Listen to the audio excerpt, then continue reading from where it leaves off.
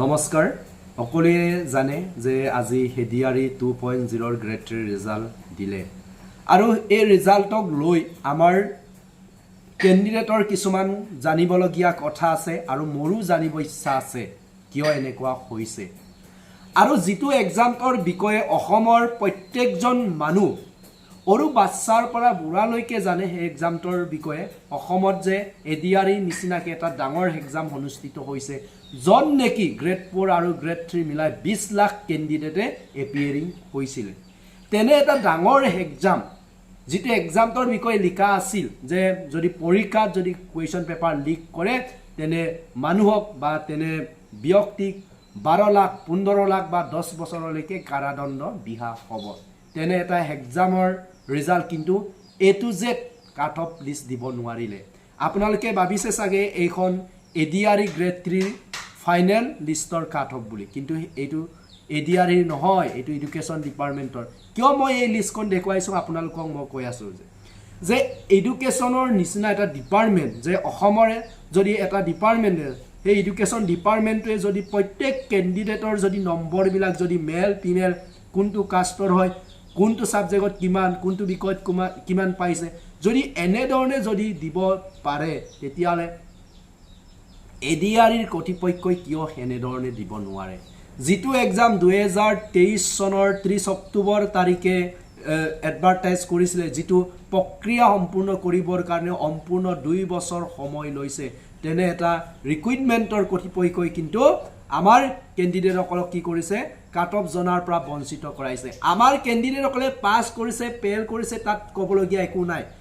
আমি জানো যে পৰীক্ষা এটা দিলে পাস ফেল থাকিবই কোনোবাই পাস কৰিব কোনোবাই ফেল কৰিব এটো ডাঙৰ কথা নহয় কিন্তু ডাঙৰ প্ৰশ্ন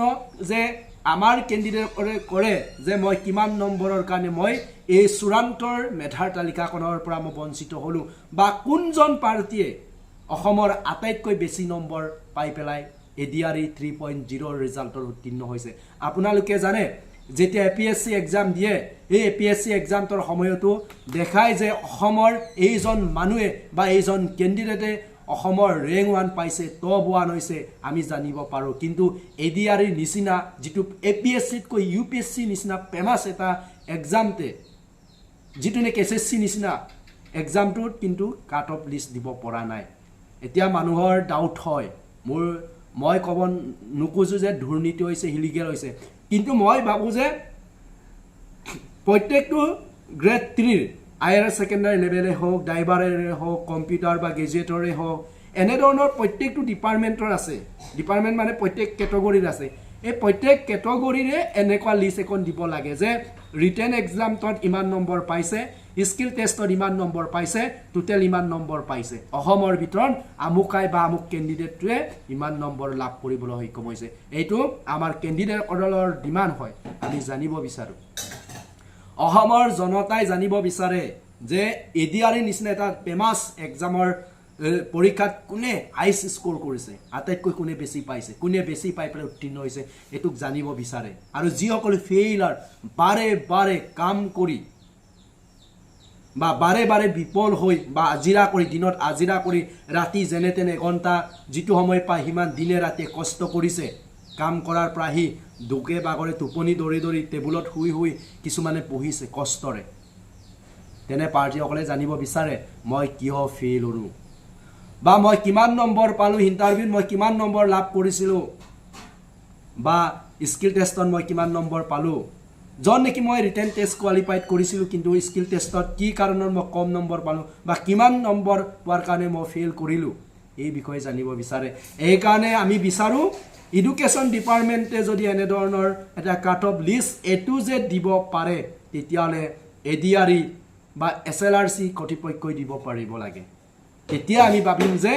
এই পৰীক্ষাটো সম্পূৰ্ণৰূপে নিখা হৈছে কোনো ধৰণৰ দুৰ্নীতি নাই কোনো ধৰণৰ ইলিগেল হোৱা নাই সম্পূৰ্ণ তোমাৰ কি মেৰিট বেচিছত পাইছে আৰু যিসকল পাৰ্টিয়ে সিলেকশন হৈছে সকলো পাৰ্টিয়ে যে মেৰিট এইটোৱে প্ৰমাণ কৰিব যদি কাট অফ লিষ্ট দিব নোৱাৰে এনে ধৰণৰ যদি ডিটেইলছ দিব নোৱাৰে তেতিয়ালে ডিসকোৱালিফাইড বা আনকোৱালিফাইড কেণ্ডিডেটসকলে সদায় ডাউট কৰি থাকিব যে অসাকৈ নিখা হৈছিলে জানো অসাকৈ এই পৰীক্ষাটো দুৰ্নীতি নোহোৱাকৈ হৈছিলে জানো নিযুক্তি পোৱা সকলো কেণ্ডিডেটে মেৰিট বেচিছত পাইছেনে তেনেধৰণৰ প্ৰশ্ন আমাৰ কেণ্ডিডেটসকলৰ মনত থাকি যাব মই কিন্তু নকওঁ যে সেই ADRE পৰীক্ষা দুৰ্নীতি হৈছে বা স্কেম হৈছে তেনেধৰণৰ মোক নকওঁ কিন্তু আমাক লাগে যে এনেধৰণৰ এটা কাট অফ লিষ্ট আপোনালোকে জানে যেতিয়া ৰিটেন এক্সামৰ ৰিজাল্ট দিছিলে তেতিয়াও কিন্তু কাষ্ট UR কাষ্টৰ ইমান গৈছে OBC ডিমাণ্ড গৈছে HC ডিমাণ্ড গৈছে এইটোৱে দেখাইছিলে কিন্তু কোনজন পাৰ্টিকুলাৰ কেণ্ডিডেটে কোনটো ৰুল নাম্বাৰৰ